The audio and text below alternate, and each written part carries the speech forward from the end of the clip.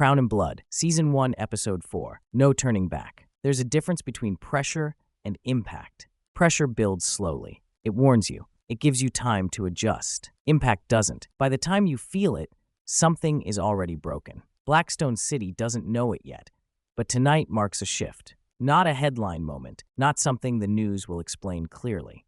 Just a quiet fracture running through everything that once felt stable. Marcus King wakes before dawn, not because of noise, but because his instincts won't let him sleep. He stands at the window, watching the city fade from night into gray morning. This hour has always belonged to him, the calm before movement, the pause before decisions. Today, it feels different. Today, it feels like time is running out. Eli Cross doesn't wake up early. He stays up late. The night stretches around him, filled with voices, laughter, and distraction. He moves through it comfortably, like a man already convinced the future belongs to him.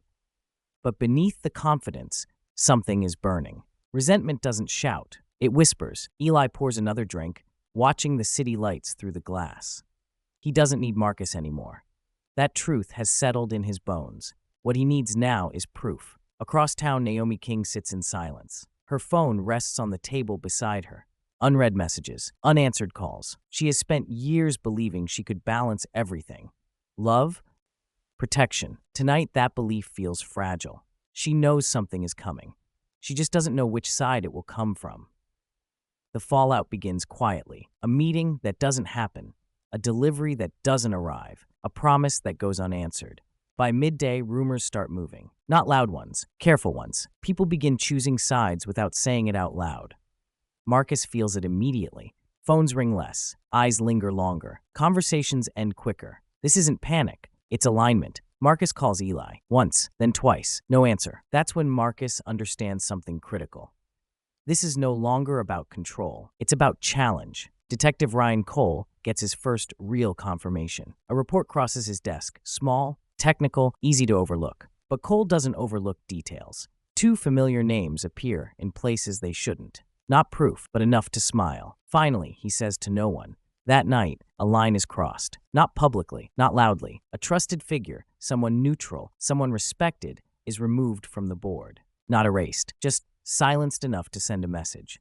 The message spreads faster than the truth ever could. Blackstone understands what it means. The balance is gone. Marcus hears about it late. The call is short, careful. When it ends, Marcus doesn't speak for a long time. This wasn't supposed to happen yet. This wasn't how it was meant to start.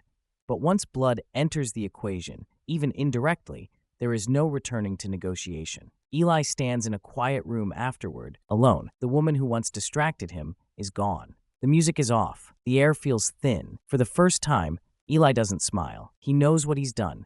And worse, he knows it worked. Respect is changing direction. Fear always follows momentum. Marcus and Naomi finally speak. Not as partners, not as lovers, as strategists. He made it personal. Marcus says, nods. Then he'll justify anything. Marcus looks at her. And what do you justify?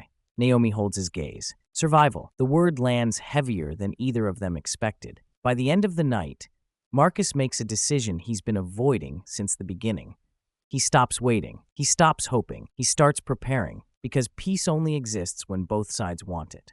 And Eli Cross no longer does. The city settles into uneasy sleep, but nothing is calm anymore. The first piece has fallen.